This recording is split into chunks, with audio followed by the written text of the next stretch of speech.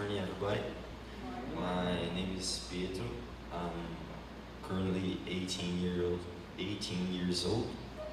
And for the subject I want to talk about today, I choose the way you learn.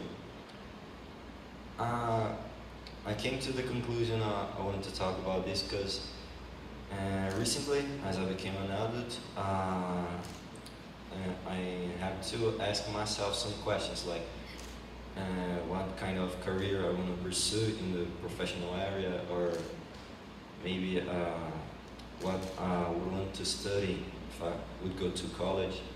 And this got me wondering, like, what is needed to me to learn. So I came to this conclusion. So how do we learn and why we feel the need to seek knowledge? I would, like break it apart because this is a bit hard to explain it altogether. So how do we learn? We learn, I concluded thinking about it, sometimes we learn, yes, most of the time we learn, kind of nervous. That's so the process of learning is simple. It's just absorbing information. No matter how you get it, you just absorb content related to any kind of subject.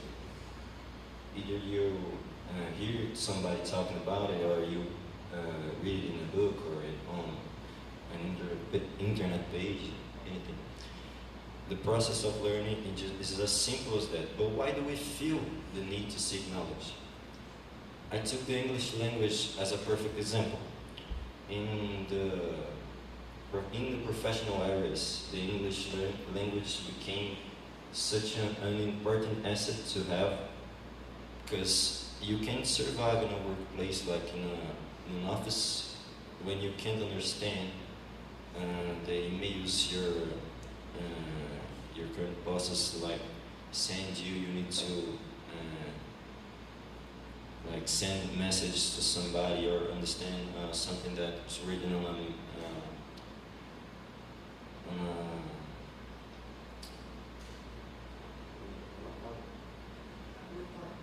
a report, as an example.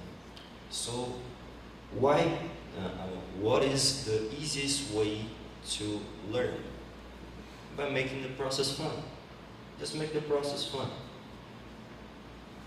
Some quick examples. The most simple thing to do to make the process easiest for you is like finding something that you feel comfortable in.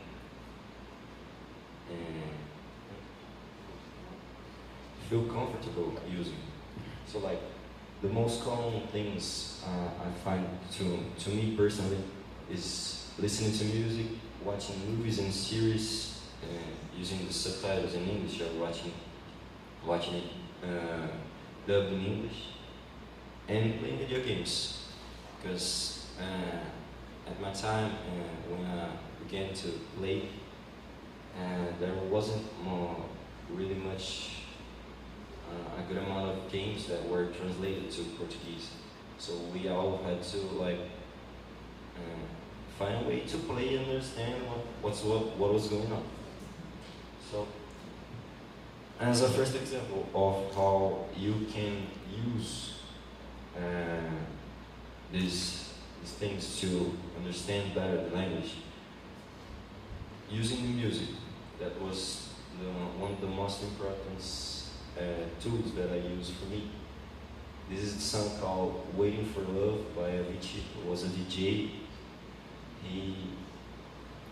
He say in the lyric, the 7 days of week. That's why I remember, every time I need to remember how to say the 7 days of the week. I quickly think about this quick. It's part of the music in specific. You can see Monday left me broken. Tuesday I was through with open. Wednesday, my empty arms were open.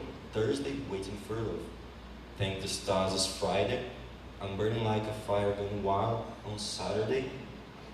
Guess I won't be going to church on Sunday. That's 7 days a week. You can quickly, like, oh, I need to remember. Just sing a song in your mind and you have the 7 days a week. Easy as that. So, the first game I played in my childhood with my cousins was Minecraft.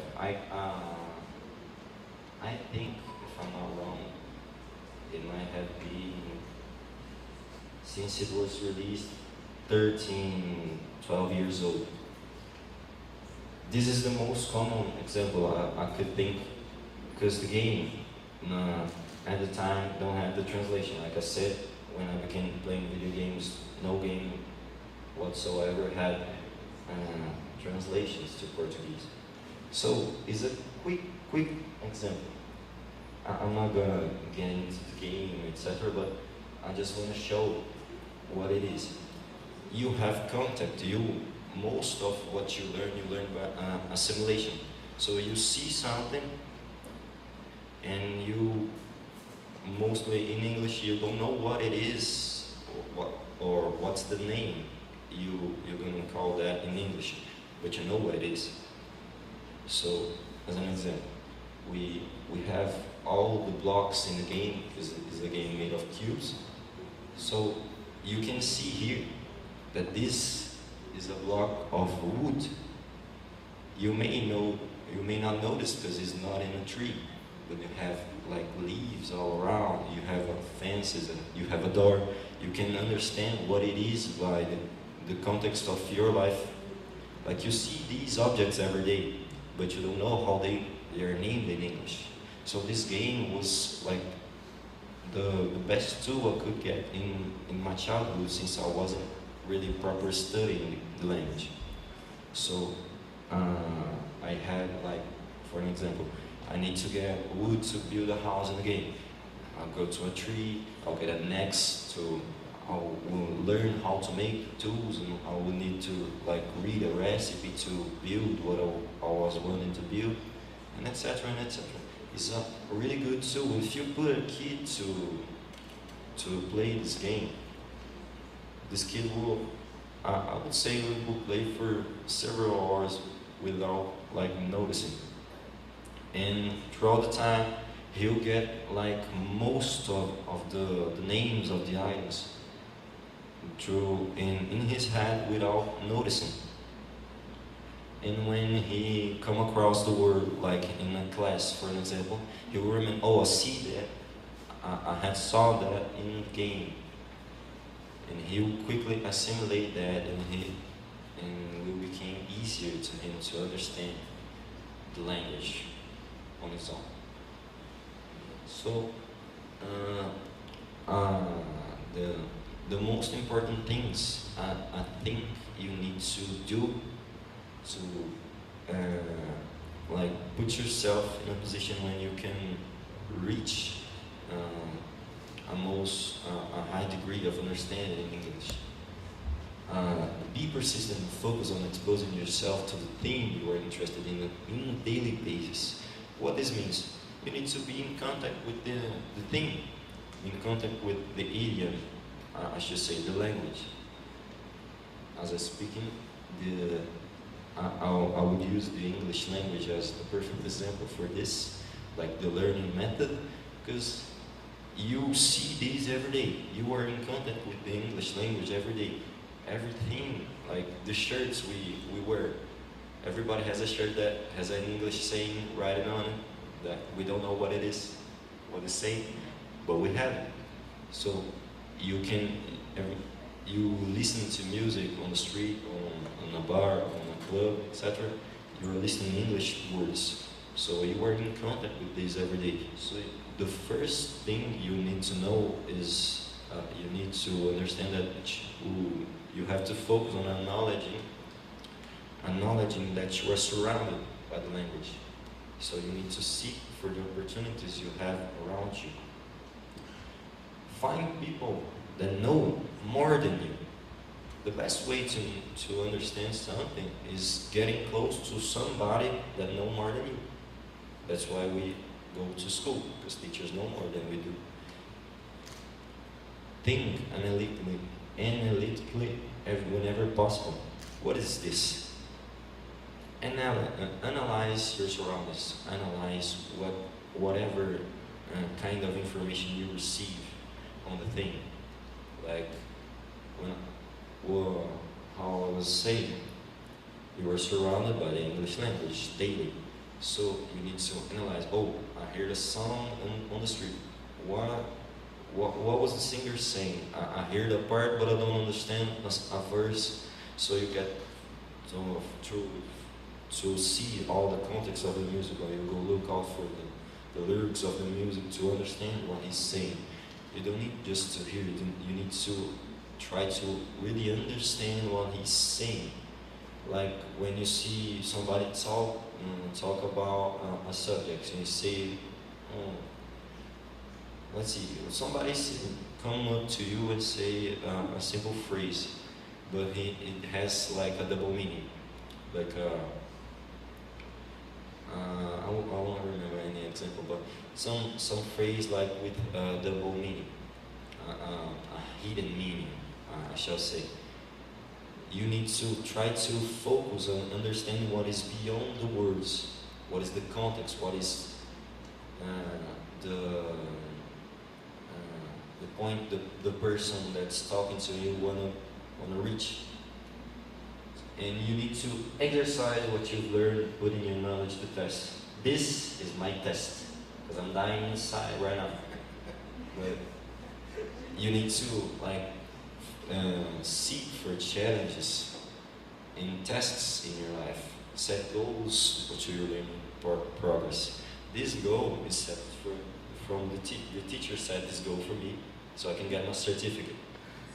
I didn't set it, but I'm here doing it. So this is the most important thing, I shall say, because when you just hear something in English, or you just read something in English and you understand, you feel like, oh, I'm okay.